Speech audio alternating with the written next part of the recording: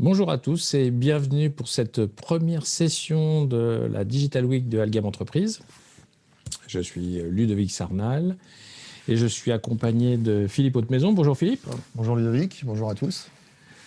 Alors, de quoi on parle aujourd'hui? Alors aujourd'hui, on va parler un petit peu le titre de la huddle room à la salle de conférence. En fait, on va essayer d'évoquer un petit peu tous les points nécessaires à prendre en compte justement quand on a à faire face à des situations comme celle-ci où on a besoin d'installer du matériel dans des salles diverses comme celle qu'on a, donc avec différentes tailles d'installation, différentes jauges d'occupation et ainsi de suite. Donc on va voir tout parler ça un petit par le peu de tout détail. ça, voilà, exactement. Donc en fin de compte, on va aborder.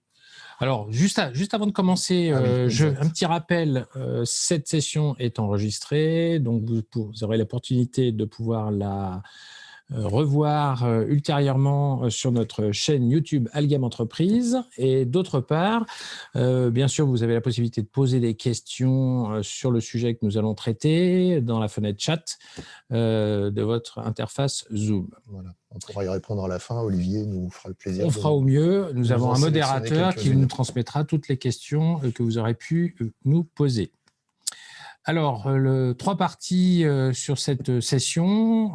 La première chose, c'est qu'on va voir les clés, principes, les pistes, les fils rouges, revoir un petit peu les points importants pour s'assurer de la réussite d'une installation de salle de réunion dédiée à la web ou à la visioconférence.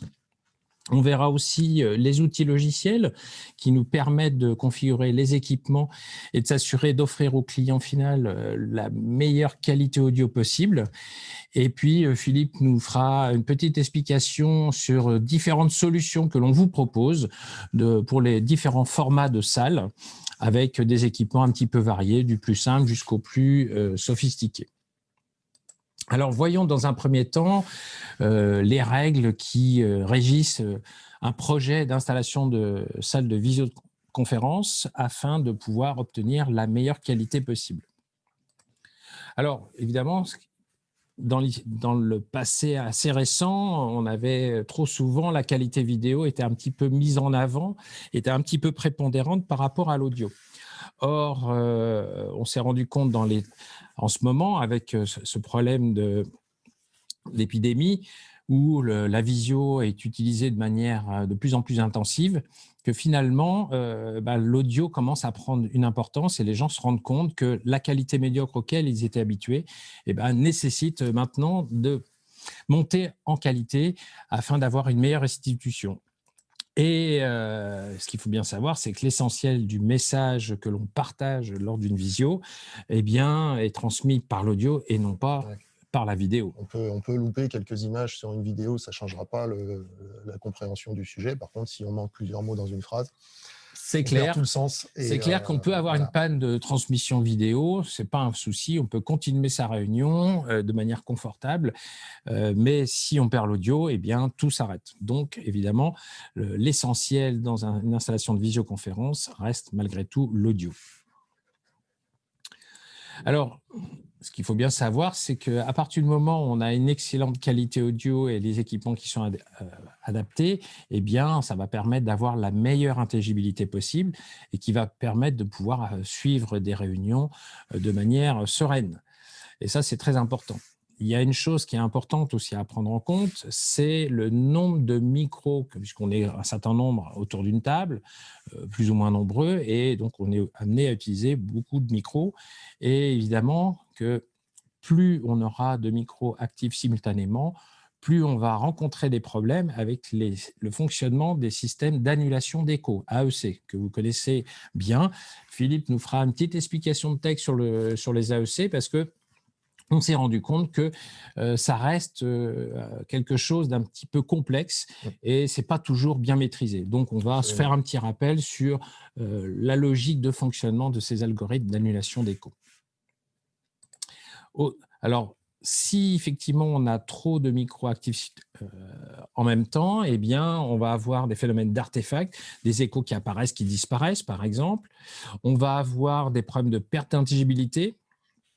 Alors pourquoi? Parce que lorsque plusieurs micros captent le même orateur, je prends un exemple, j'ai 2 cols de cygne, je suis positionné entre les deux, je ne me suis pas mis bien en face de mon micro, mais les 2 micros vont me capter avec un décalage de temps et ce décalage va générer ce qu'on appelle des filtres en peigne et les filtres en peigne ont pour conséquence une perte d'intelligibilité. Donc si on multiplie ça par 4, 8, 16 micros, eh bien on va avoir une dégradation de la qualité audio que l'on va transmettre au site distant. Donc, c'est très important de réduire le nombre de micros actifs simultanément. Et pour ça, en général, on utilise des systèmes d'automix qu'on peut retrouver dans les micros, dans les processeurs, dans différents types d'équipements. Là encore, Philippe y reviendra, mais on privilégie, on essaye, lorsque le budget le permet, bien entendu, on va essayer toujours d'attribuer un AEC par micro ou par lobe de micro. Pourquoi? Parce que l'AEC, il a besoin de capter la signature sonore que capte chaque micro et pour pouvoir calculer et enlever l'écho, eh bien, il a besoin de bien fonctionner et de ne pas avoir de changement en permanence. Donc, un AEC par micro, c'est l'idéal. Alors, il y a un autre phénomène qui peut se produire aussi dans les systèmes de visioconférence, c'est la perte de synchro qui peut exister entre la vidéo et l'audio. Alors là, ça devient difficile de se concentrer sur le message pour une simple raison, c'est que notre cerveau est piloté par la vision et la vision est prépondérante sur le son. Donc, s'il y a un décalage trop important entre le son et l'image, eh bien, on a énormément de mal à décoder le message audio. Donc là encore, on a dans les systèmes de processing ou dans les micros des moyens d'assurer, d'appliquer par exemple des retards sur l'audio par rapport à l'image afin de resynchroniser les deux. Alors un point qui est très important, c'est une généralité, mais c'est vrai qu'aujourd'hui, on est confronté à un gros problème, c'est le problème d'acoustique des salles, dans lequel on va installer les équipements pour faire des réunions et de visioconférences. Très souvent, et c'est ce qu'on constate, et ça c'est la logique des architectes d'intérieur, c'est d'utiliser des matériaux très réverbérants, et évidemment que des salles très réverbérantes ne seront absolument pas appropriées pour avoir des réunions dans de bonnes conditions et surtout lorsqu'elles durent. Et en ce moment, on sait très bien que la visio est très consommée et pour des réunions relativement longues. Et si on est dans une salle réverbérante, non seulement pour la captation, ça va être assez mauvais et donc ça va être très fatigant pour le site distant qui va écouter. Donc, on va y revenir un petit peu on va voir quelques points de détail à ce sujet. Donc, en clair, une bonne intelligibilité, ça va permettre de faire des réunions finalement sans fatigue, ni perte d'attention, et que l'on va pouvoir prolonger même sur des durées de 1 heure, 2 heures, 3 heures, et on va pouvoir ressortir de la salle finalement pas fatigué, alors qu'avec des équipements mal configuré, mal choisi, eh bien, c'est clair que les réunions vont vraiment être épuisantes. J'ai le chat qui ne veut pas sortir. Alors, voyons un petit peu tout ça en détail. Il faut que je clique sur le mulot. Alors, je vais passer la parole à Philippe qui va vous expliquer un petit peu plus de manière attentionnée l'AEC. Voilà, on ne va pas rentrer dans les gros détails techniques. En fait, l'idée de l'anti-écho, c'est de pallier à ce mécanisme qui se crée quand vous êtes en discussion avec un site distant. Donc, bien évidemment, quand vous parlez dans votre micro, ce signal audio est envoyé au site distant par l'intermédiaire de votre système de transmission. Il est restitué par les haut-parleurs de la salle distante. Il est capté par le micro, évidemment, en même temps que votre auditoire, et il peut vous revenir, et inversement, donc pour le site distant, le mécanisme se produit de la même façon. On le voit sur le petit schéma dans la partie droite, voilà, là, on voit le haut-parleur qui diffuse le site distant, qui réfléchit sur le mur, arrive une première fois sur le micro, et puis avec deux réflexions. Une deuxième fois, et puis une troisième fois, parce qu'il y a de multiples réflexions dans une salle.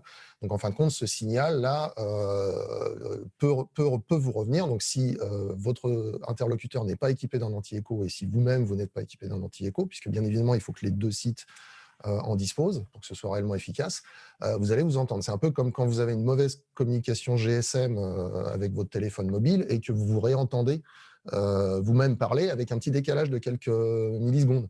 C'est très perturbant et à la longue, ça devient complètement intolérable parce que ça nuit complètement à la compréhension et à l'intelligibilité du discours. Donc ça, c'est un mécanisme à tout prix essayer d'éviter.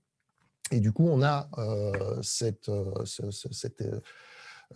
outil qui s'appelle l'AEC, donc Acoustic Echo Cancellation, ou annulation d'écho acoustique en français dans le texte, qui va nous permettre de compenser ce mécanisme. Alors, l'AEC est un algorithme, enfin, c'est des algorithmes en fin de compte, puisqu'on en a plusieurs. Hein. Vous voyez sur le schéma ici, on a des filtres adaptatifs, on a énormément de choses qui rentrent en ligne de compte. Bon, je ne vais pas tout détailler parce que ça deviendrait un peu trop long et trop complexe, mais tous ces algorithmes ont besoin de travailler conjointement pour pouvoir produire en fin de compte cette annulation d'écho. Et donc, pour que ces algorithmes puissent travailler correctement, on a un certain nombre de choses à respecter dans notre conception audio au global. Donc, si on regarde un petit peu les fameuses règles d'or qu'on va pouvoir mettre en place pour ce type de composant. Alors, ce composant, bien évidemment, vous allez le retrouver dans tous les produits qui ont une réelle valeur ajoutée. Donc, typiquement, on va le retrouver chez Shure dans les micros, dans les P300, donc dans les processeurs audio. On va le retrouver chez QSC dans la famille Core. Et les règles restent les mêmes, quel que soit le fabricant du produit en question. Donc, comme l'a dit Ludo tout à l'heure, on a toujours un micro par canal d'anti-écho, parce que justement, l'anti-écho est un composant, comme je l'ai dit, qui a besoin de s'adapter à la signature sonore de la salle pour pouvoir travailler efficacement. C'est ce qu'on appelle la convergence. C'est ce qu'on va appeler, en fin de compte, in fine, la convergence. Le fait que l'anti-écho s'adapte finalement à la taille de la salle et à la signature sonore de la salle. Donc, c'est-à-dire qu'il converge et après, il traite. C'est ça. Voilà. Et le problème, c'est que si vous ne lui envoyez qu'un seul signal, eh ben, il ne va pas pouvoir écouter la salle puisqu'il est déjà occupé à travailler. Donc, en fin de compte, l'idée, c'est que tous les micros soient toujours ouverts, que l'anti-écho puisse capter tous ces micros simultanément et avoir toujours donc, des micros qui vont lui servir comme base de travail. Et dans le même ordre d'idée, donc, on a le principe de toujours utiliser ce composant en début de chaîne. C'est-à-dire qu'il faut vraiment que ce soit le premier composant que vous allez trouver dans votre chaîne audio après vos entrées micro. Alors, comment on fait si tous les micros doivent être ouverts et en même temps, on sait qu'il faut qu'il y en ait un minimum qui soit ouvert en même temps? C'est là qu'on va rajouter le fameux mélangeur automatique, mais on va le rajouter derrière l'anti-écho. D'accord. Donc en fait, dans l'ordre de traitement, l'idée, c'est d'avoir l'anti-écho en premier, ensuite éventuellement des traitements acoustiques comme des EQ ou des choses comme ça qui vont permettre de travailler un petit peu le son capté par les micros, puis en fait notre mélangeur automatique qui lui va faire ce travail justement de ne laisser au final que un ou deux micros ouverts en simultané, de façon à ce que ce qu'on envoie aux distances soit le plus propre possible, parce qu'il faut bien prendre en compte le fait que le signal qu'on va envoyer donc au distant va être traité par le codec, que ce soit un codec hardware ou un soft codec, et que pour être envoyé vers Internet, il a besoin d'être compressé, puisqu'on ne peut pas envoyer de l'audio non compressé sur pleine bande sur Internet, c'est pas possible, ça passera jamais. Même à l'heure actuelle, avec la fibre et tout, c'est quand même pas suffisant. Donc, on va compresser cet audio et cette image, et on va envoyer ça au distant. Et du coup, plus on enverra un signal propre en début de cette chaîne-là, plus ce qu'on va restituer au distant a des chances d'être propre. Donc, ce qui veut dire que si on veut muter notre micro dans notre interface web de visio, un Zoom ou un Teams, par exemple, en fait, on doit muter la sortie de l'automixeur. Exactement. Pour que les AEC continuent à recevoir le signal des micros et continuent à pouvoir les traiter lorsqu'on va démuter. Absolument. Et qu'il ne va pas y avoir un retard dans le calcul. On mute toujours effectivement post-mélangeur auto. Alors après, il y a des mécanismes. Alors on a le bouton de mute le fameux bouton de mute chez Shure. On en reparlera un petit peu demain. On verra ça demain. Tout à fait. On a des nouveautés qui sont assez intéressantes. Donc ça va permettre effectivement de mettre une commande à disposition pour pouvoir faire ce mute post-mélangeur auto. Alors chez QSC, on a aussi les interfaces utilisateurs qui vont permettre de donner des contrôles à l'utilisateur pour pouvoir faire ça de façon transparente. Alors après, dans les règles d'or, on va avoir aussi besoin de vérifier, pour travailler, l'anti-écho a aussi besoin d'avoir la référence de ce que le distant va nous envoyer. Donc du coup, dans cette référence, il va falloir bien évidemment qu'on inclue tous les signaux qui viennent du ou des sites distants, puisqu'on peut faire des conférences des fois en multisite. Mais il va falloir être très précautionneux sur le fait de bien intégrer dans cette référence anti-écho tous les signaux qui peuvent être potentiellement diffusés dans la salle en fait, au moment où on va faire la conférence.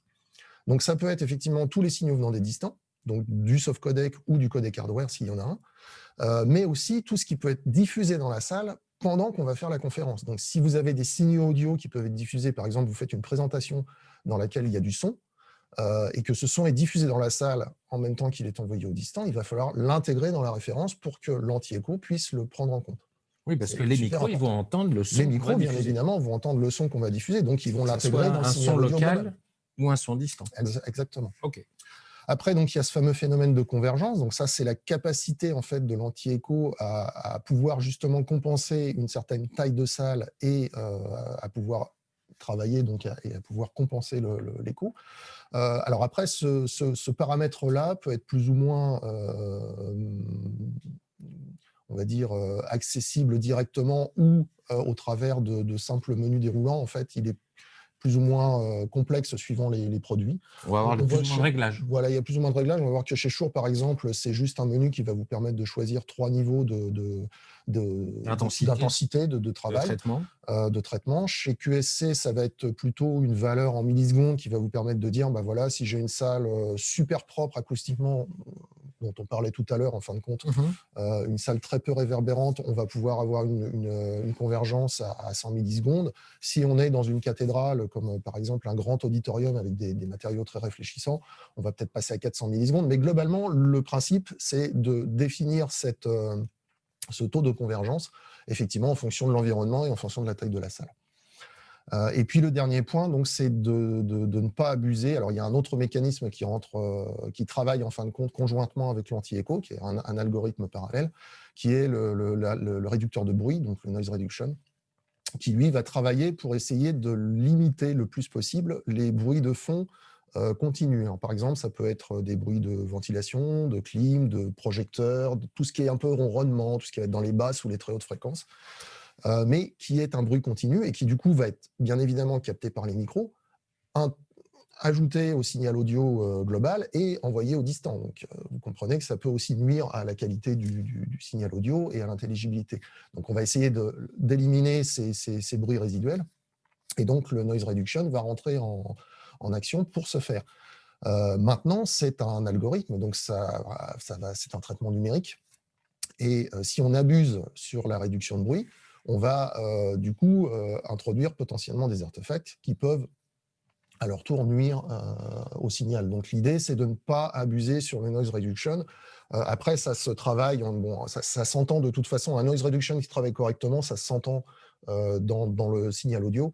Et donc l'idée, c'est de trouver le juste milieu pour que ce soit efficace, mais sans dégrader le signal. Donc clairement, on va essayer de partir sur les valeurs les plus faibles. Exactement. On va écouter par exemple au casque juste avant d'injecter le signal dans le codec ou dans le hard codec ou dans le soft codec, de contrôler ce qu'on a en sortie de micro, enfin de traitement numérique du micro ou du processeur, et on va comme ça vérifier que on met juste ce qu'il faut. Le noise reduction nous permet d'augmenter le rapport signal sur bruit, et donc augmenter le rapport signal sur bruit, c'est aussi gagner en intelligibilité. Tout à fait. Je crois que pour l'AEC, on a fait un petit tour d'horizon. On va continuer maintenant sur les études de l'espace à aménager. Évidemment qu'une salle de réunion, c'est d'abord une grande boîte.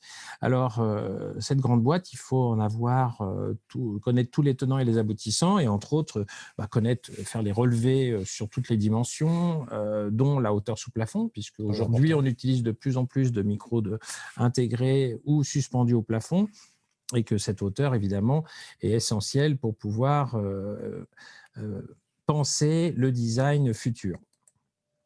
Les matériaux sont bien entendu très importants, que ce soit au sol, sur les murs ou au plafond. Il est important de connaître la nature des matériaux qui vont être utilisés ou qui sont déjà utilisés, à savoir est-ce qu'ils sont absorbants, réfléchissants. On sait qu'aujourd'hui, la tendance des architectes décorateurs d'intérieur est d'utiliser des matériaux plutôt réfléchissants, donc très design, très lisses. mais on sait bien tous que ça ne contribue pas à avoir une pièce parfaitement adaptée à ce que l'on veut y faire, à savoir des réunions où on a besoin d'avoir une acoustique avec peu de réverbération. Alors, le type de plafond, est-ce qu'on a des plafonds en dur, des faux plafonds en placo, des faux plafonds en dalle 60-60? Là encore, c'est dans l'idée d'intégrer des micros encastrés ou suspendus au plafond. Donc, la nature des plafonds tels qu'ils vont être réalisés est importante à connaître, bien entendu, puisqu'il peut y avoir des passages de câbles, il peut y avoir des contraintes anti-feu, enfin, toutes ces choses-là, c'est important de les connaître. Est-ce que les salles vont être avec cloisons amovibles ou pas? Évidemment que le fait d'avoir des cloisons amovibles, des salles qui peuvent être reconfigurables, ça va conditionner très fortement le choix du type de micro qui sera le plus adapté pour pouvoir, quelle que soit la configuration de salle cloisonnée ou ouverte, pour pouvoir répondre à la demande. Et ça va conditionner aussi le positionnement des différents micros dans les différentes salles pour intégrer le mode ouvert ou fermé. C'est important d'en tenir compte. Et là encore, pour revenir sur la notion d'acoustique, si possible, ça peut être intéressant de connaître le temps de réverbération. Alors, classiquement, on fait une mesure du RT60, voire du RT30. Il y a des appareils de mesure qui vous permettent de connaître ces valeurs-là. Alors, ça a aussi un intérêt lorsqu'on est amené à discuter avec monsieur l'architecte en chef, n'est-ce pas? Et parfois, c'est un petit peu compliqué. Lorsqu'on a un dossier acoustique un petit peu sérieux, c'est plus facile d'argumenter pour essayer d'aller vers avoir du traitement acoustique si la salle s'avère être trop réverbérante. Et on se rend compte qu'avec les matériaux durs, le spectre évidemment de réverbération va se retrouver essentiellement dans la partie de la voix, l'intelligibilité de la voix. Là où on a besoin justement d'avoir la plus faible réverbération si possible pour le meilleur rapport ciel-sur-bruit, là encore. Donc ça fait partie des choses qui peut être intéressant d'avoir parce que ça permet d'argumenter aussi avec les décorateurs d'intérieur. Alors idéalement, c'est pour donner un ordre d'idée, hein, c'est vraiment, il faudrait rentrer beaucoup plus dans le détail, mais par exemple 600 millisecondes pour un volume de 200 mètres cubes, c'est quelque chose qui est tout à fait acceptable. 200 mètres cubes, ça serait une salle qui ferait 8 mètres par 10 sur 2 mètres 50 de hauteur. Vous voyez, donc une salle de dimension moyenne assez classique. Alors bien sûr, on peut aussi analyser l'intelligibilité de la parole par la mesure du STI. Alors le STI, ça veut dire Speech Transmission Index. C'est une façon de mesurer le taux d'intelligibilité que l'on peut obtenir. Attendez, j'agrandis un petit peu parce qu'avec mes yeux de vieux, j'ai du mal. Voilà.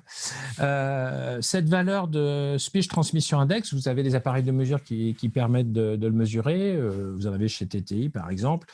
Mais sinon, avec des valeurs, idéalement qu'on recherche une valeur de 0,6, voire idéalement supérieure à 0,75. Donc, on rentrerait dans les catégories presque studio d'enregistrement, hein, idéalement.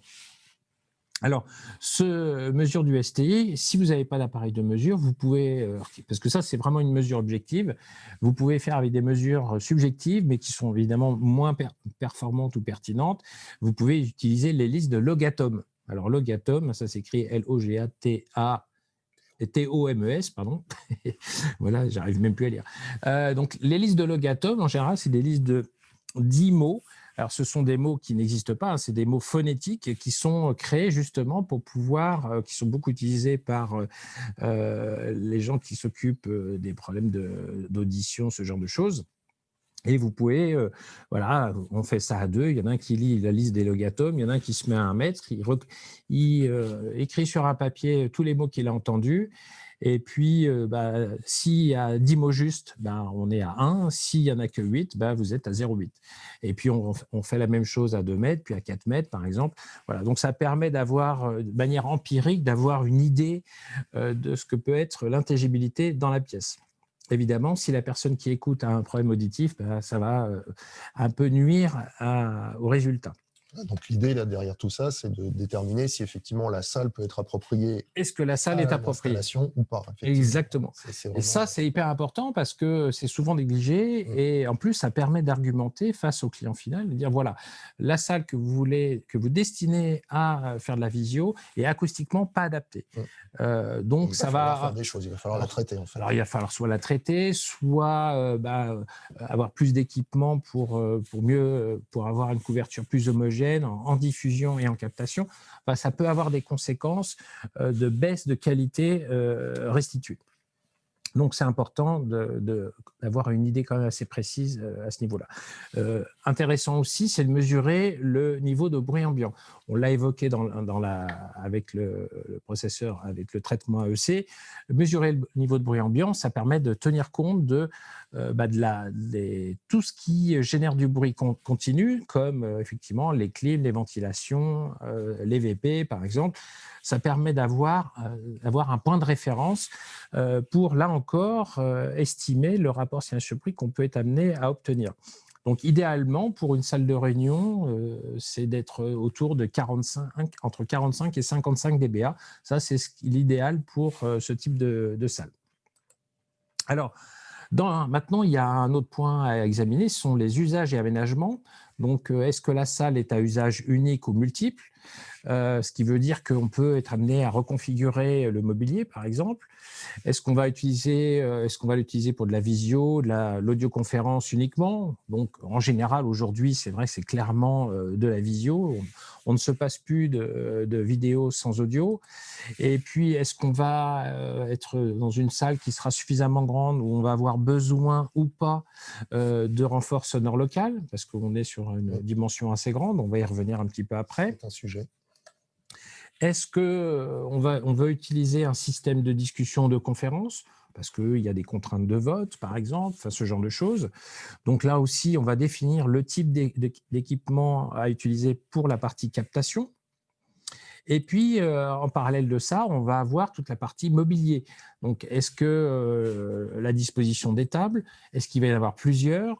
Il faut que les dispositions soient bien précises parce que, par exemple, lorsqu'on utilise des micros de plafond suspendus, eh bien, il est important que, comme on va prépositionner des lobes, il est important que le mobilier, pour quelles que soient les configurations, il soit bien repéré dans le positionnement. On fait pas, c'est pas au hasard. Donc ça, c'est des choses qui sont importantes à bien expliquer, évidemment, aux clients qui parfois on dit oh bon c'est pas on va faire comme ci on va faire comme ça, mais si on veut avoir une qualité restituée la meilleure possible, il faut quand même cadrer les choses. Donc est-ce qu'on est en rectangle? Alors si par exemple une table rectangle, le micro de plafond MXA 910, le 710 ou le micro de table MXA 310 conviendront parfaitement bien. Si on a une table en U, ça sera plutôt du 910 ou du 710 parce que sinon on serait obligé de mettre plein de micros de table MXA 310 un peu partout. On serait amené à mettre trop de micros. Donc, trop de matériel, ça n'a pas d'intérêt non plus. Et l'organisation du mobilier type salle de classe, micro de plafond MXA 910 ou MXA 710, convient parfaitement bien également. Et du coup, si j'ai des salles qui sont amenées à changer d'utilisation en cours de route, donc une salle dans laquelle je vais avoir plusieurs dispositions de mobilier en fonction des usages, souvent, on peut être amené à passer sur des systèmes de discussion, des systèmes de conférence sans fil, par exemple. Aussi, ouais. Parce que peut-être que les micros en fixe ne conviendront pas et ne pourront pas couvrir l'ensemble des besoins. Alors, il y a une chose qui est importante, c'est bien entendu d'avoir un plan d'implantation de la salle. Alors, pourquoi? Parce qu'aujourd'hui, on a des outils qu'on va voir un petit peu après qui nous permettent de simuler, à partir du plan, de voir avec certains micros si ça peut convenir, principalement les micros qu'on va mettre au plafond ou au mur, par exemple, et de vérifier qu'un seul micro convient ou peut-être qu'il va nous en falloir deux. Donc, c'est bien important d'avoir le plan de la salle et le plan du mobilier ou des différentes dispositions du mobilier dans la salle afin de pouvoir, en amont, vérifier la faisabilité d'une solution par rapport à une autre. Et bien entendu, il va falloir tenir compte de la disposition et du nombre de fauteuils puisque ça implique le nombre de personnes qui vont participer à la réunion et donc définir la quantité de micros qui serait nécessaire. Alors, dans la captation et la sonorisation, évidemment, il y a les choix de micro le plus adapté. Alors là, évidemment, il va falloir tenir compte du fait si on a du renfort sonore ou pas. Vous voyez quelques exemples de micros, de systèmes de conférence, du micro de plafond, du micro de table, que vous connaissez pour beaucoup. Il va falloir aussi définir la position des haut-parleurs, le tout étant d'avoir à la fois une captation homogène, mais aussi une diffusion homogène. Ce qu'on voit souvent, c'est qu'il n'y a pas forcément assez de haut-parleurs, surtout avec des plafonniers, parce que les directivités des fabricants sont souvent données très très larges, mais c'est très large, pas dans le spectre de l'intelligibilité de la voix, par exemple. Donc on est amené à devoir en mettre un petit peu plus afin d'avoir une parfaite homogénéité, ce qui veut dire aussi diffuser moins fort, ce qui veut dire aussi aider les AEC à mieux fonctionner, puisque les micros entendront moins les haut-parleurs. Donc, ça peut être des haut-parleurs positionnés de part et d'autre de l'écran. Ça permet d'avoir une perception assez naturelle de la diffusion du site distant, puisque le son, finalement, vient de l'image. Et puis, on va amener à renforcer ça éventuellement avec des haut-parleurs de plafond, si la dimension de la salle fait qu'il est difficile d'avoir une couverture homogène, et ça ne sert à rien de monter à avoir un niveau trop fort au niveau de l'écran, puisque pour les gens qui seront au plus près, ça peut être assez fatigant pour des réunions de longue durée. Et donc, du coup, si on introduit la notion de renfort sonore dans la salle, quelle solution on peut avoir justement au niveau du placement de ces haut-parleurs? Alors à ce moment-là, on va pouvoir faire de la gestion multizone, par exemple. La gestion multizone, c'est quelque chose qui permet de faciliter la notion de renfort sonore local, parce qu'évidemment, entre les différents micros et les différents parleurs, on va pouvoir, par exemple, ce qui est dans cette zone-là, je vais diffuser dans cette zone-là ce qui est capté à l'autre bout et inversement. Donc le travail multizone, lorsqu'on fait du renfort sonore local, est hyper important pour avoir une bonne qualité de résultat. Mais on va voir que tout ceci, on peut le calculer pour avoir une bonne estimation de ce qui va se passer et surtout optimiser le positionnement des haut-parleurs par rapport au micro. Alors évidemment, on peut être confronté à des problèmes de rénovation de salle et d'être obligé d'utiliser les haut-parleurs existants. Donc là, il est nécessaire, bien entendu, de vérifier s'il y a une compatibilité par rapport à la position idéale des micros et voir, et surtout dans le cas d'un renfort sonore local, là, effectivement, il faut vraiment le vérifier parce qu'on peut arriver à des incompatibilités. Alors bien sûr, il y a l'audio sur réseau IP ou pas. Alors la tendance actuelle est claire, hein, de plus en plus on utilise le réseau sur IP pour l'audio, d'autant plus que ça économise des coûts de câblage, des temps de main-d'œuvre, et puis ça offre une souplesse incomparable par rapport au câblage analogique que l'on utilisait dans les temps anciens. Et puis, on va aussi définir les traitements DSP. Alors, on va voir le nombre d'entrées, le nombre de sorties par rapport au nombre de micros qu'on va utiliser, le nombre de haut-parleurs, de zones de haut-parleurs pour pouvoir contrôler des niveaux différents. AEC, aujourd'hui, dans les systèmes de visio, c'est bien sûr une obligation. AGC, ça c'est intéressant puisque c'est un automatic gain control. Ça permet de pouvoir compenser les écarts de niveau entre une personne qui parle fort et une personne qui parle moins fort. Ça permet comme ça de diffuser au site distant un niveau le plus homogène et le plus constant possible, quel que soit l'intervenant. L'ENR, Philippe en a déjà parlé pour la réduction de bruit, dont on sait que ça nous permet de gagner en rapport signal-sur-bruit. Et puis les EQ paramétriques, ce qui va nous permettre de timbrer, de donner une signature sonore éventuellement à l'ensemble des micros qui peuvent être dans des endroits différents et avoir des sonorités un petit peu différentes. Et puis, bien entendu, le mixage automatique qu'on a déjà évoqué, qui va nous permettre de réduire le nombre de micros actifs simultanément et faciliter le fonctionnement des AEC et avoir un son restitué le meilleur possible. Alors, concernant le renfort sonore local, la question qui se pose parfois, c'est est-ce que j'ai besoin de renfort sonore local ou est-ce que j'en ai pas besoin? Alors, clairement, aujourd'hui, on considère qu'on en a besoin lorsque une table fait 7,50 m, entre 7,50 m et 8 m de long. Là, on commence à avoir besoin d'un renfort sonore local. Alors, évidemment, dès qu'on a besoin, dans le cadre d'un système de web ou visioconférence, de renfort sonore local, c'est clair que la mise en œuvre va être beaucoup plus complexe puisqu'on va être obligé de faire des traitements séparés des micros pour ce qu'on envoie au site distant et les micros qu'on va diffuser dans la salle. Donc ça sous-entend que l'équipement DSP qu'on va utiliser puisse le prendre en compte. Exactement. Donc, on a besoin souvent d'avoir des processeurs DSP plus puissants pour pouvoir gérer les différentes choses, à savoir la visio et le renforcement local séparément. Alors, pour ça, il va falloir calculer un petit peu. Alors, on va procéder au calcul du NAG et du PAG. Alors, ce n'est pas un gros mot, ce ne sont pas des gros mots. Le NAG, c'est le gain acoustique nécessaire, c'est-à-dire le gain que doit fournir la sonorisation. Il est évident que sur 8 mètres de long, comme vous le savez, la propagation, quand on parle, on génère une onde sphérique et on sait que l'onde sphérique s'atténue de 6 dB à chaque fois qu'on double la distance. Ce qui fait qu'à 8 mètres de long, au bout de 8 mètres, une personne peut commencer à devoir tendre l'oreille pour bien comprendre. Et si on fait une réunion de 2 heures, ça va être vraiment pénible. Donc, il va falloir renforcer la voix de celui qui parle. Et pour savoir donc de combien de dB on a besoin d'amener, on va faire le calcul du NAG. Et puis le PAG, c'est le gain acoustique potentiel, c'est ce que la sonorisation va être capable de nous fournir, avec comme finalité, bien entendu, c'est que le PAG soit supérieur au NAG, au moins supérieur ou égal. Alors, ce calcul permet déjà d'estimer si la marge au Larsen sera suffisante. En général, entre le PAG et le NAG, pour avoir une marge au Larsen suffisante, on considère qu'il nous faut 6 dB de plus. Ça, c'est très important. Ça va nous permettre aussi de prendre en compte le nombre de micros actifs. Quand on fait du renfort sonore local, en général, pour avoir suffisamment de marge dans la sonorisation, dans le renfort sonore, on limite à 2 micros actifs simultanément. Alors, je sais qu'il y a des clients qui disent « Ah, nous, on veut pouvoir parler tous en même temps. » Alors, d'abord, parler tous en même temps, de toute façon, on ne comprend plus rien. J'imagine que pour le site distance, c'est très pénible. Et on sait très bien que les soft codecs marchent très mal dès qu'il y a 10 personnes qui parlent en même temps.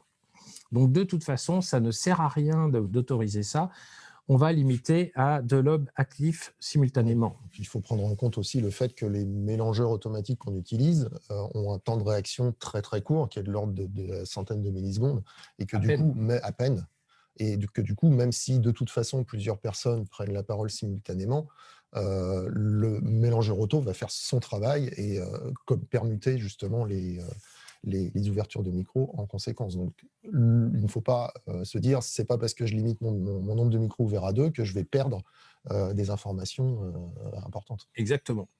Aujourd'hui, les systèmes de mixage automatique sont très performants et sont très, très réactifs. Alors, ça va permettre, bien sûr, ce petit calcul de définir l'implantation des micros et des haut-parleurs. Et c'est le seul moyen de garantir la faisabilité du renfort sonore. On ne fait pas ça au pif, on le calcule, on vérifie que c'est faisable et après, on peut proposer ça au client en disant voilà, compte tenu de la dimension de la salle, du renfort sonore est nécessaire et c'est faisable. Alors, si on considère les Mixa 910 et les Mixa 310, ce sont des micros qui sont tout à fait compatibles avec le fait d'utiliser du renfort sonore. Par contre, le MXA 710, ne vous conseille pas de l'utiliser lorsque du renfort sonore est nécessaire. La directivité du 710, on la contrôle beaucoup moins que sur un 910 ou un 310. C'est la raison pour laquelle ce n'est pas un micro qui est adapté pour cet usage. Alors, là, tu nous fais mal à la tête. Donc là, normalement, ça va piquer. Vous allez voir, faire des maths à cette heure-là, c'est vraiment pas raisonnable. Alors, voilà l'équation de base qui permet de faire le calcul du PAG. Et ça comprend 4 variables. Donc, alors, on va voir un petit schéma à quoi elles correspondent. Alors, vous voyez que pour faire le calcul du gain acoustique potentiel, on est obligé de prendre en compte la distance qui sépare la personne qui parle de la personne qui est la plus éloignée, par exemple à 8 mètres de long, comme je le disais dans l'exemple précédent. Donc ça, c'est la distance des zéros. On va avoir la distance qui va séparer celui qui parle du micro, qui va correspondre à la distance DS. Alors, il est clair que cette distance-là doit être la plus courte possible pour avoir la marge au Larsen la plus grande possible. Et puis, on va avoir la distance qui sépare le micro du haut-parleur, D1. Donc, cette distance-là doit être la plus grande possible, bien entendu. et la D2, qui est le haut-parleur le plus près de la personne qui écoute, cette distance-là. Et ce haut-parleur, là encore, doit être le plus près de la personne qui écoute, d'où l'intérêt d'utiliser différentes zones. Et vous voyez que donc cette équation-là, PAG, eh ben, prend en compte, alors on fait ça à la calculette, on ne se prend pas la tête, prend en compte tous ces paramètres-là. On rajoute la marge Larsen de 6 dB, c'est pour ça qu'on le retire de la somme. Et puis, la dernière partie de l'équation tient compte du nombre de micros que l'on va définir comme actifs. En clair, à chaque fois que je double le nombre de micros actifs, j'enlève 3 dB de mon résultat. Le but étant, bien entendu, d'avoir un PAG supérieur au NAG.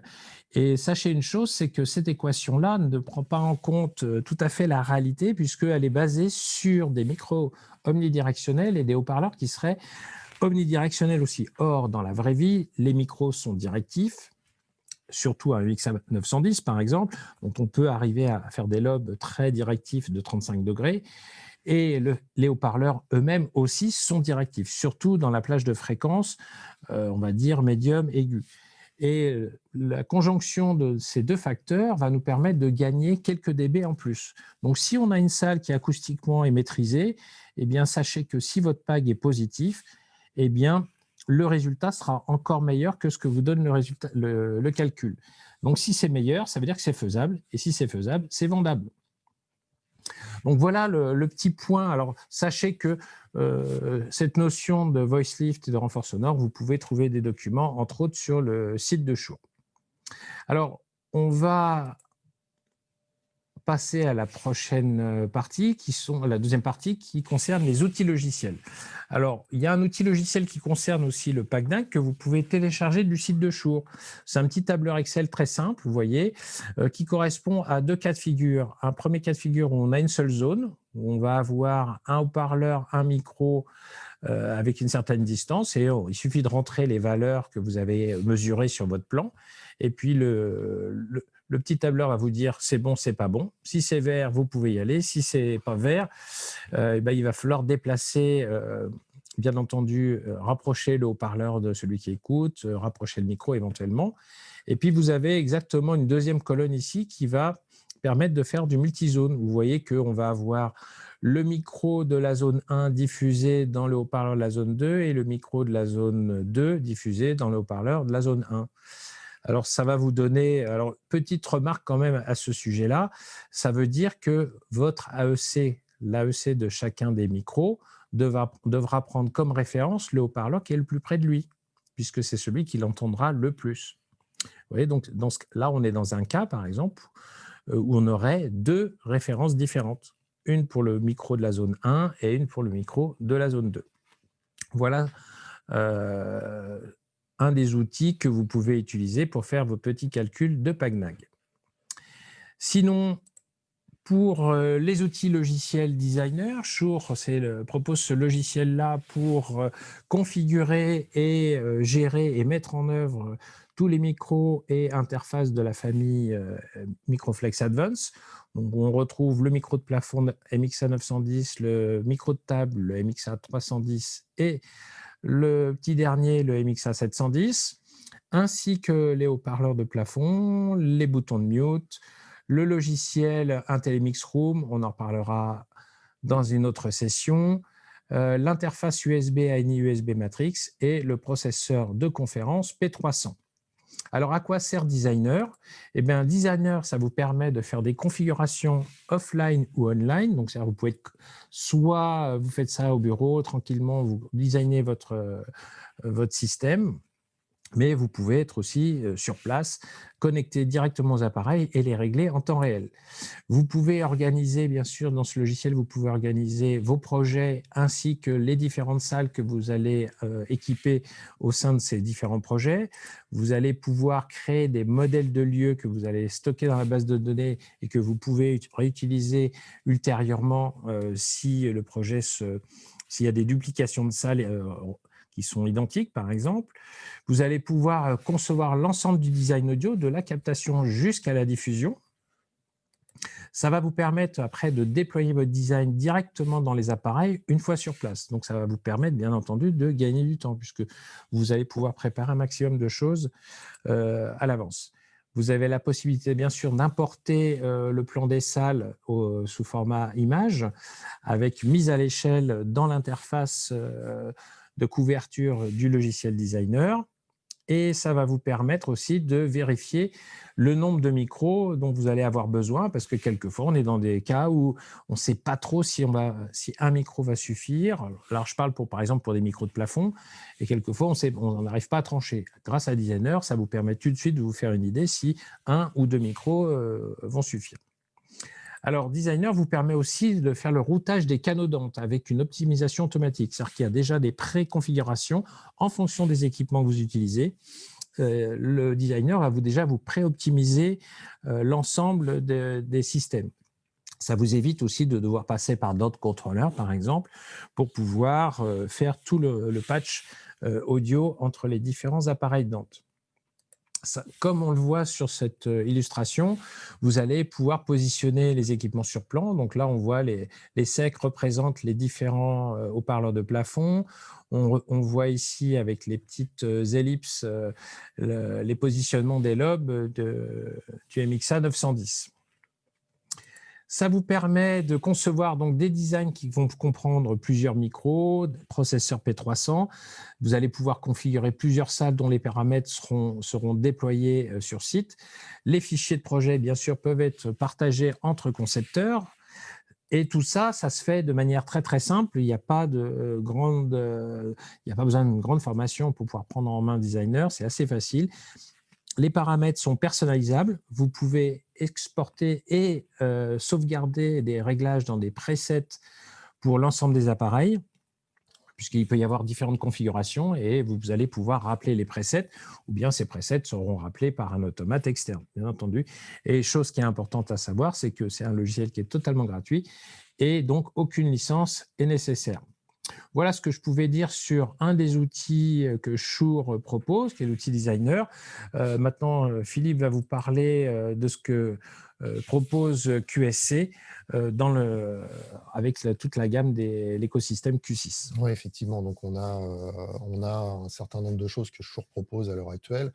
Après, il y a des circonstances dans lesquelles on peut effectivement avoir besoin typiquement quand on fait du renfort sonore local, par exemple, ou quand on utilise des topologies de déploiement qui sont de plus en plus courantes, comme par exemple des installations centralisées où on va avoir un gros processeur qui va prendre en charge un certain nombre de salles et qu'on a besoin d'intégrer là-dedans aussi donc tout ce qui est périphérique de captation vidéo, audio, de restitution, de diffusion et ainsi de suite. Donc voilà, l'écosystème Q6 va permettre en fin de compte de compléter ce que propose Shure en termes de captation et d'amener donc certains éléments additionnels avec cet écosystème. Et tout ça dans une seule et même plateforme. Donc, on a un certain nombre d'outils déjà qui vont être intégrés à l'écosystème. Alors, bien évidemment, on a parlé de l'anti-éco-acoustique, mais on a aussi, donc, avec cet écosystème, la possibilité d'avoir un certain nombre de composants d'éléments, comme par exemple des lecteurs audio multipistes.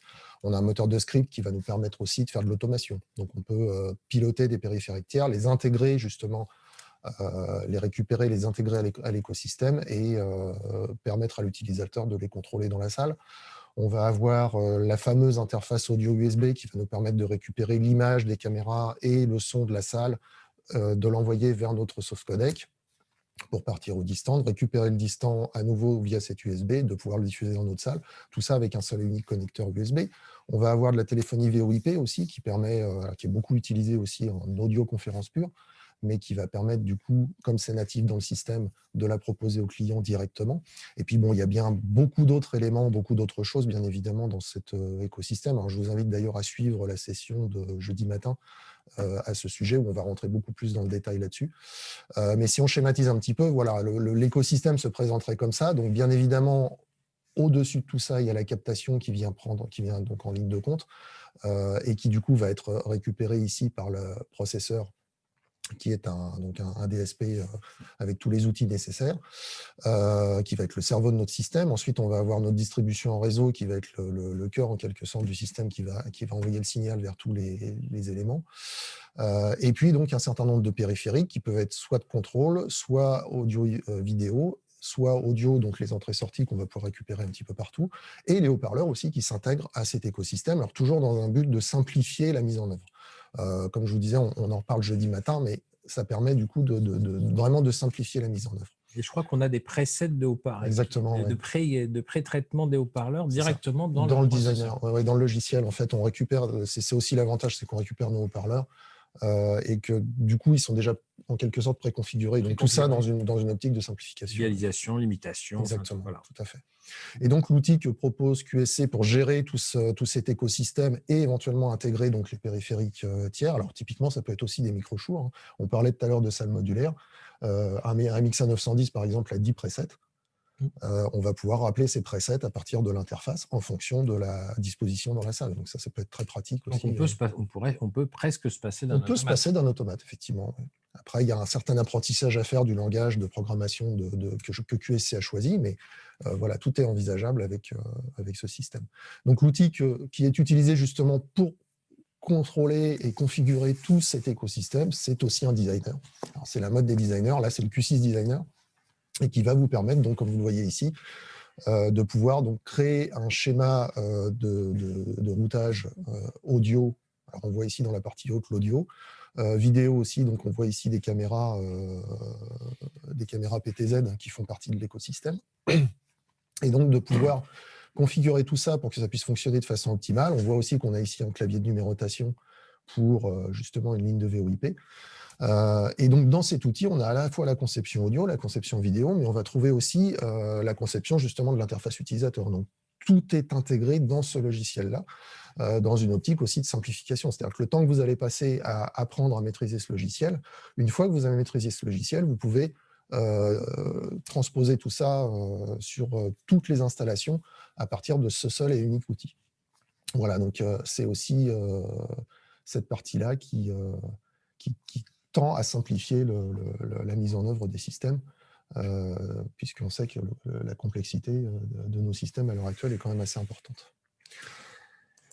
On va... Avant que tu nous parles des quelques cas types, on va dire, Philippe va nous décrire quelques exemples de configuration sur la base des équipements que l'on propose, dans notre catalogue.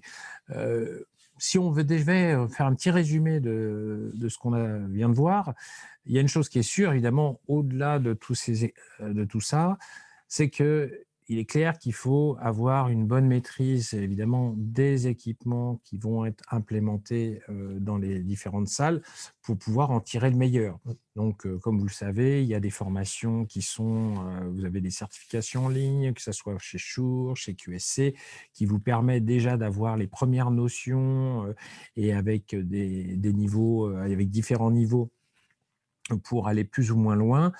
Une bonne maîtrise des équipements garantit évidemment une meilleure mise en œuvre et de pouvoir être capable d'en tirer le meilleur parti et d'offrir au client final finalement une solution la plus performante et la plus durable aussi. Voilà. Donc, voyons un petit peu nos différents cas types. Alors, là, en ce moment, effectivement, la mode est au télétravail. Ça télétravaille à fond. Donc, on a ici une petite solution, on va dire, transposable chez à peu près tout le monde, dans laquelle on va avoir justement chez Shure un micro qui est vraiment optimisé dans cette optique-là. Donc, si on regarde un petit peu comment ça se schématise... C'est un tout nouveau micro en plus, il vient de sortir. Alors, le MV5C, c'est le micro de la série Motive. Jusqu'à présent, il y avait une version qui était plus podcast, musique, etc. Celui-là est particulier. Et ils viennent de sortir donc une variante, le MV5C. Et le C, juste cette variante-là, ils ont retravaillé le traitement, le processing interne au micro, justement pour optimiser la captation pour la voix dédiée à la visio. Quand on fait du télétravail, plutôt que d'utiliser le micro plutôt de mauvaise qualité intégré dans les ordinateurs portables que l'on a chez soi, enfin au bureau, Là, ça permet de tirer le meilleur parti tout en ayant un micro très facile à trimballer. Hein. Oui. C'est Puis en plus, un bien joli mot. En tout cas, ça permet d'avoir ça dans son sac, de l'emmener facilement chez soi et de pouvoir faire du télétravail dans de bonnes conditions. L'avantage, c'est qu'il se branche en USB. Donc, en fait, il est très facilement connectable à l'ordinateur, à n'importe quel ordinateur, et donc exploitable directement, puisque c'est un micro qui fonctionne sans installation de logiciel particulier. Vous le branchez, il va fonctionner, il va être détecté, ou vous allez juste indiquer à votre logiciel de visioconférence qu'il faut utiliser ce micro-là plutôt que celui de l'ordinateur, et vous allez tout de suite avoir instantanément une meilleure qualité audio de ce que vous envoyez au distant. Là, on va se contenter de la caméra de l'ordinateur, et puis au choix, donc on peut soit mettre une paire de moniteurs pour avoir l'écoute du site distant, ou alors un casque. Voilà, suivant les préférences, là, il n'y a pas de... Ça peut être l'un ou l'autre, indifféremment. Ce qui est intéressant, en plus, dans ce micro-là, c'est que le casque, vous pouvez aussi le brancher sur le micro, parce que le micro a une sortie casque. Donc, ça vous permet d'avoir votre casque. Vous n'êtes pas obligé de brancher ça, parce qu'évidemment, ce micro-là est relativement plug and play. La plupart du temps, avec tous les portables modernes, quand vous le branchez, c'est vu comme une carte son externe, ça prend la place de ce qui est interne, et le micro marche tout de suite, et la sortie casque marche tout de suite. Donc, vous branchez votre casque dessus, et tout va bien. Donc, ça peut être une solution vraiment très légère, pas chère, et pour un petit kit télétravail de qualité, ça marche très, très bien. Et là, vos correspondants, ils vont être heureux. Voilà. Ensuite, on va passer à une autre façon de travailler en visioconférence, c'est ce qu'on appelle communément les huddle rooms. Donc, c'est des petites salles dans lesquelles on va avoir entre 1 et 3, des fois 5 sièges, mais rarement plus. Et donc, du coup, dans ces salles-là, on va à nouveau avoir besoin de s'affranchir des médiocres moyens de captation qu'il y a dans nos ordinateurs. Et du coup, on va avoir ici à nouveau l'utilisation du MV5C, parce que ce micro peut suffire à capter jusqu'à 3 personnes assez confortablement. Et puis, donc, on a ici branché en USB sur l'ordinateur. Et puis, donc, là, on va avoir besoin d'un écran parce qu'on a plusieurs personnes. Donc, l'écran de l'ordinateur va être un peu trop petit. Donc, on va mettre un écran dans la salle et on va utiliser donc un système MUX-Lab pour transmettre l'audio et la vidéo à cet écran. Donc, sur l'écran, on aura l'image du site distant. Et puis, on a une petite caméra Panasonic qui se branche en USB aussi. Alors, l'avantage du système MUX-Lab, c'est qu'il vous permet aussi de transférer l'USB. Et donc, vous voyez que là, par le lien réseau entre les deux composants MUX-Lab, on transfère à la fois l'image et le son, mais dans les deux sens. Et donc, du coup, l'image de la caméra va arriver jusqu'à l'ordinateur, va pouvoir être envoyée au distant, en parallèle du son du micro. Tu veux dire que c'est auto-reverse entre les deux petites boîtes? C'est bidirectionnel. Ah, ça, c'est bien. C'est magnifique. Et ça nous permet du coup aussi de récupérer. Alors, on a aussi l'audio qui est branché sur une barre de son au DAC, là, cette fois-ci, pour pouvoir restituer le son du site distant dans la salle. L'IMEO 1, c'est ça? Voilà, l'IMEO 1. Donc, parce qu'on sait tous que les écrans plats ont tendance à avoir un son qui est quand même assez moyen. Voire très médiocre. Voire médiocre, suivant les écrans. Plus l'écran est fin, moins il y a de place pour mettre des haut-parleurs dedans, et forcément, la qualité du son en pâtit. Donc là, on a mis une petite barre de son pour que le système reste relativement simple, mais en bénéficier quand même d'une restitution. Et ils mettent des haut-parleurs tout plats, alors le son, il est tout plein. C'est ça. Ouais, c'est ça. C'est ça. Après, on va passer donc sur des configurations un petit peu plus hautes. Donc là, on va avoir entre 3 et 7 sièges dans cette salle-là. Et donc, on va utiliser du coup de l'équipement un petit peu plus performant. Donc, on va se baser sur le 310, voilà, exactement. Le micro, ça va être notre base de départ. Le MX 310, puisqu'on va avoir un petit peu plus de monde à capter. Donc, on voit le petit plan de couverture, là, ici. Parfait. Et donc, si on regarde un petit peu, voilà, le MXA 310, donc c'est un micro réseau. Donc là, on va introduire un switch PoE qui va nous permettre en plus d'alimenter les équipements. Donc le MXA 310 est connecté sur ce switch. On va avoir aussi, donc, pour récupérer ce fameux USB, un ANI USB Matrix de chez Shure qui intègre donc une petite matrice et cette fameuse prise USB. Donc on relie ça à l'ordinateur. Donc là, ça nous permet de gérer donc, notre aspect captation. Le micro capte, passe par le switch, renvoie vers l'USB Matrix, puis vers l'ordinateur. Et puis, on retrouve notre système MUX-Lab, comme tout à l'heure, pour la diffusion de l'image et la captation caméra. Et là, comme la salle est un peu plus grande, on va avoir une paire d'enceintes un petit peu plus importantes, qui vont donc venir en frontal de l'écran, justement, pour conserver, comme tu disais tout à l'heure, ce son à l'image. Et on va utiliser un petit ampli réseau aussi, parce que c'est très pratique malgré tout. Donc le petit ampli AMP203 de chez Audac qui va être alimenté par le switch et va nous permettre d'alimenter ces deux haut-parleurs. C'est nouveau ça, la MP203? Il est assez récent, effectivement. Il est assez récent. En plus, il intègre une petite interface web pour le configurer, donc c'est très pratique. Je crois qu'Olivier va nous en parler en détail. Oui, cet après-midi. Super. Voilà. Après, donc, on monte encore en termes de capacité. Donc là, on est sur une salle entre 5 et 13 sièges. Avec donc une... Toujours basé sur du 310 voilà, en parce captation. que là, le client voulait garder une captation micro de table, donc on a fait ça avec 2 MXA 310 du coup. Donc c'est un peu plus musclé. C'est un peu plus musclé, mais globalement, on a exactement la même chose. On a 2 micros au lieu d'un, on a 4 haut-parleurs au lieu de 2, donc 2 amplis pour pouvoir gérer tout ça.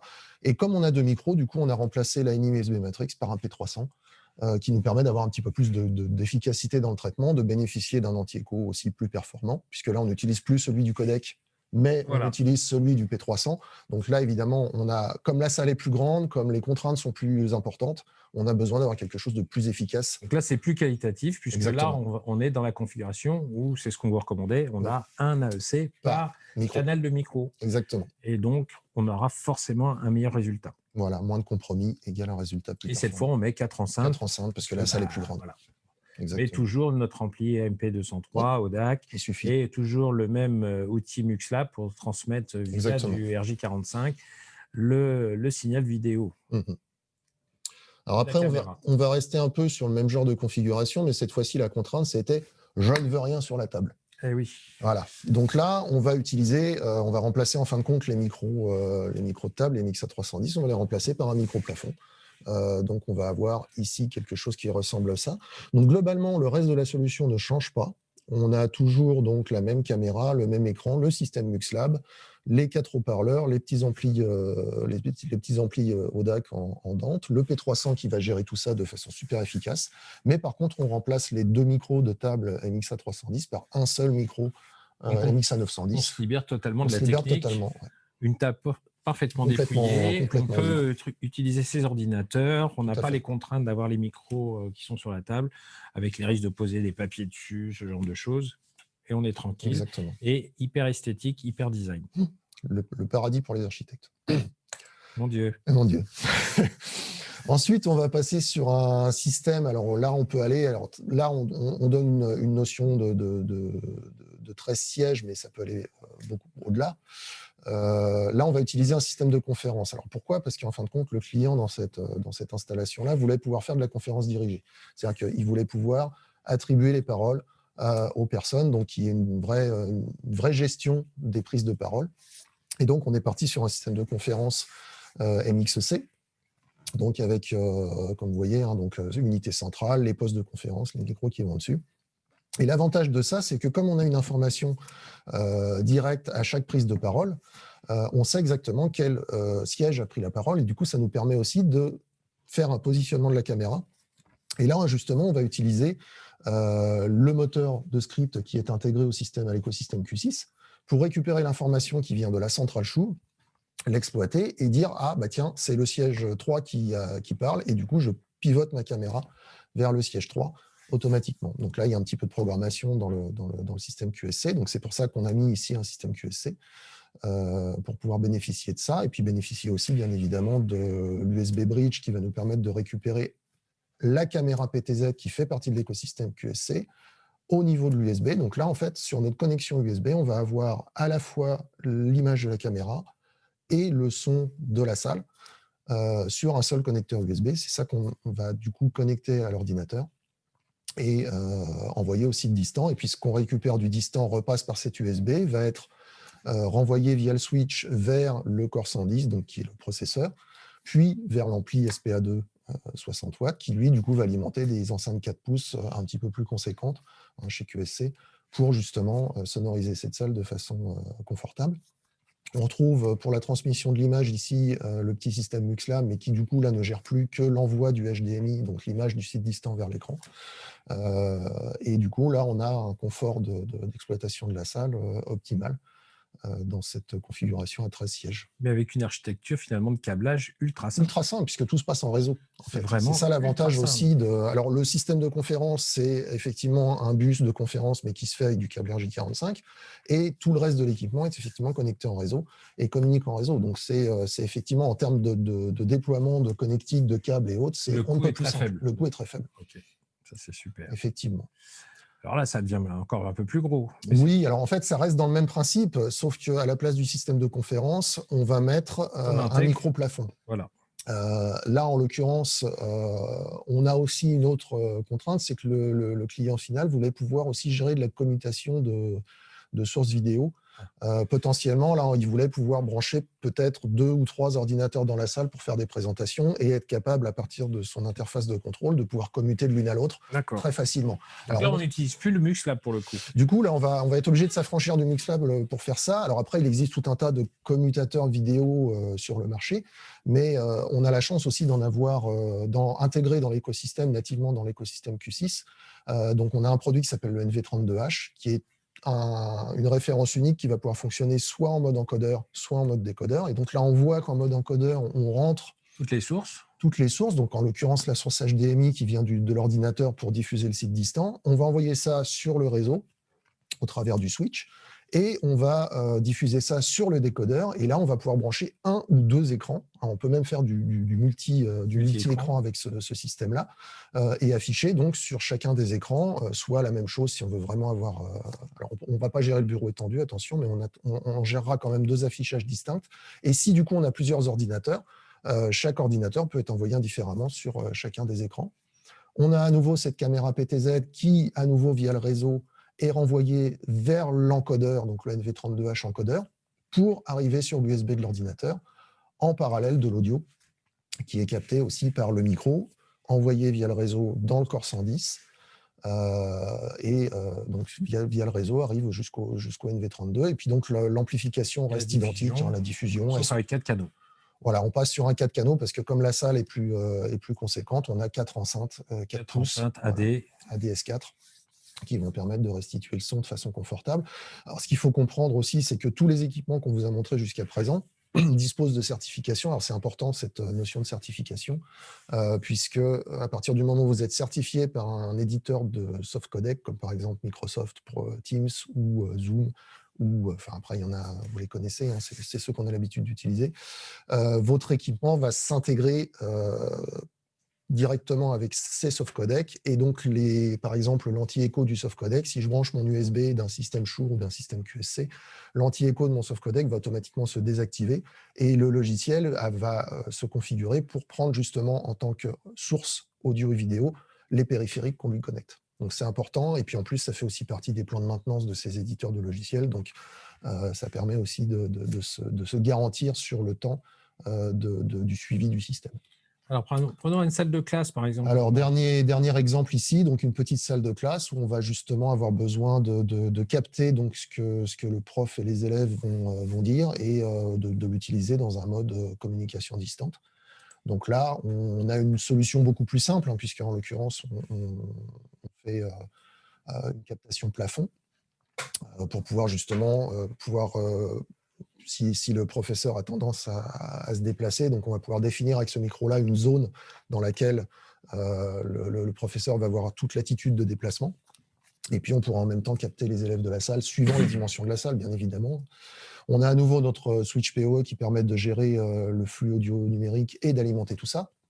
Et puis, donc, on a simplement un in USB Matrix, puisque là, en l'occurrence, l'idée, c'est d'envoyer ça au site distant via l'USB. Et donc, tout le traitement, tout le processing tout va se faire dans le micro. Exactement. Comme ça, en fait, là, c'est vraiment notre interface USB. Absolument. Notre ampli, nos 2 enceintes. Voilà, des enceintes plus costauds parce que la salle est plus grande. Et puis, par exemple, 2 ou 3 lobes pour le prof et puis les lobes restants pour pouvoir reprendre éventuellement les élèves lorsque des cours sont en streaming entre 2 sites avec une interactivité. C'est ça, et puis une petite caméra Panasonic qui est PTZ mais USB qui permet du coup de positionner la caméra correctement en fonction du besoin. Et pour résumer, Voilà, donc pour résumer… L'illustration de cette salle de classe, voilà, avec donc, nos petits outils. oui, tout à fait. Donc là, en l'occurrence, on a la partie captation qui est gérée avec le designer, pour vous montrer aussi que conjointement… Voilà ce qu'on peut faire dans Designer avec un plan. Tout à fait. Donc le positionnement des différents lobes, vous voyez du coup la zone professeur en haut, la zone élève qui est gérée par 4 lobes en bas. Le flux du signal qui est géré via le designer, donc entre le micro et la ligne USB Matrix. Et là, avec la référence qui servira à l'AEC interne du micro. Voilà. Les outils qui sont dans le micro et qui vont permettre de gérer le mélange auto et l'anti-écho. Et puis donc ici, notre petite matrice. Voilà, une schématisation de la ligne USB Matrix où on va pouvoir gérer les entrées, le micro, les sorties vers le codec, ce qui revient du codec, etc. Voilà. Et tout ça, très très simple. Alors ça, ce ne sont que quelques exemples. Il y a dans le catalogue, on a justement l'avantage aussi. C'est une source d'inspiration. Après, de toute façon, vous savez qu'on est à votre disposition, Ludovic, moi-même, Jacques Wimbert aussi, bien évidemment, qui fait partie de notre équipe études. Et donc, on est évidemment à votre disposition. Et Olivier, tout à fait. Il nous parlera d'ODAC cet après-midi. Et donc, n'hésitez pas à nous solliciter si vous avez justement besoin d'adapter ou de partir de ces petits schémas et d'adapter. On va peut-être regarder si… Est-ce qu'on a des questions? On a quelques questions. Nos chers modérateurs.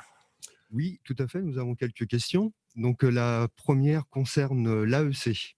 Ah, tiens, c'est pour Philippe, ça. Lorsqu'on a un système de conférence, donc une centrale avec un nombre X de micros code de signe, et qu'on souhaite l'utiliser pour de la visio, est-ce qu'on considère que ce n'est qu'un seul micro et donc un seul AEC? Alors, malheureusement, oui, là, on est obligé de faire des compromis, bien que… effectivement, le signal des micros d'un système de conférence, il va être mixé donc, par la centrale de conférence. Et en théorie, on récupère qu'un seul signal en sortie. Maintenant, on a possibilité, et donc du coup, on fait des compromis sur l'efficacité de l'anti-écho, puisque bien évidemment, comme on l'a dit, l'anti-écho du coup ne peut pas écouter la salle. Mais ce qu'on peut faire, c'est que aussi bien dans la centrale filaire Shure, la DIS-CCU, que dans la centrale de conf sans fil MXCW, on a la possibilité de faire des groupes dans lesquels on va pouvoir mettre un certain nombre de postes de conférences et de sortir ces groupes sur des sorties audio différentes. Alors, sur la centrale de conférence filaire, ça va se passer via des sorties analogiques, et on en a 8, donc on peut faire 8 groupes de postes. Sur la centrale sans fil, on a 10 sorties Dante, donc potentiellement, on peut faire 10 sorties. Sur chacune de ces sorties, donc on va pouvoir assigner un certain nombre de micros, et du coup, on va pouvoir rentrer ces micros dans des canaux AEC différents pour laisser justement à l'anti-écho la possibilité de travailler convenablement avec les autres micros qui resteraient potentiellement ouverts. Voilà, donc on peut contourner un petit peu, essayer d'optimiser un petit peu les choses, mais ça reste un compromis.